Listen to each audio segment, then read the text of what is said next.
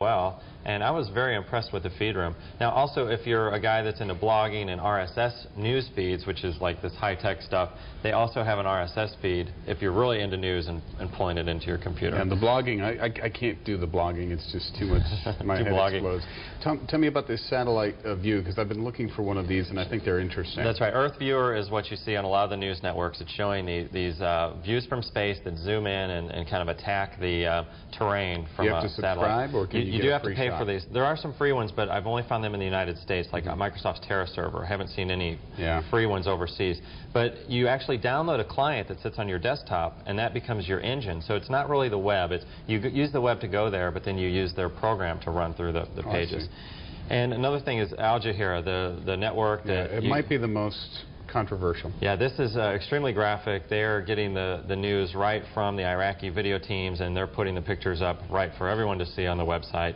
You obviously will be very difficult to read this site unless you know Arabic, but it's definitely there to watch. Pictures speak thousands of words, obviously. And they are troubling in many cases. That's right. And then the Department of Defense, they have photos, they have multimedia clips, and they also have some audio sound bites as well.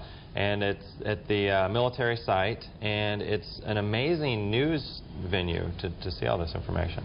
Now we get from the multimedia stuff where you need the high-speed connections to the regular news sites. And these are the ones where you can just read the text. You don't, modems are fine. And some people are different that way too, right? I mean, there's still a division between people who want video feeds and people who just want information. Even if you have broadband, your computer might not be fast enough to support the video streams, or you might not have the necessary plugins. But my favorite by far is Google's news server, and that's news.google.com.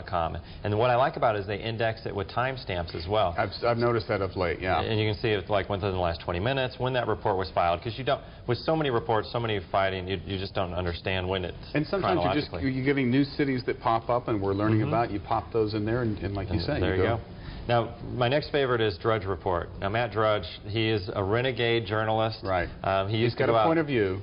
Definitely biased, but he used to go out and scour the net for all these sites. So now he's having people email him in. So he's getting the leads, from all over the world. And what I like about him is literally from around the world, the different points of view from around the nation or around the globe are being sent to him. So it's very comprehensive in that regard. E-Stripes, is that one of the ones your dad gave you? Yeah, if you remember the old Stars and Stripes magazine, they have an electronic version of it. So it's an interesting way to read the government news on this.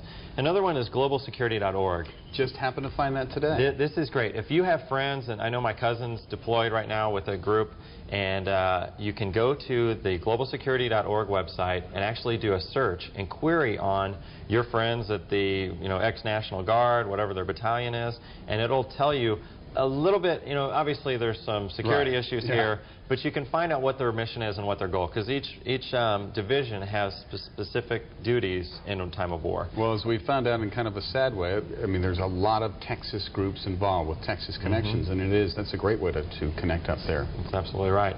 But I've indexed all these. It's kind of a mother load of sites tonight, but you can find these all at techtalkback.com. Give us that one more time. It's the website is techtalkback.com. And that would be your website. That's one of my many websites. Hey, that's a great feature. Thank you. That will help me quite a bit in my work each day. And you finally got me. Dave Mathews, the Gadget Guy. Thanks, Dave.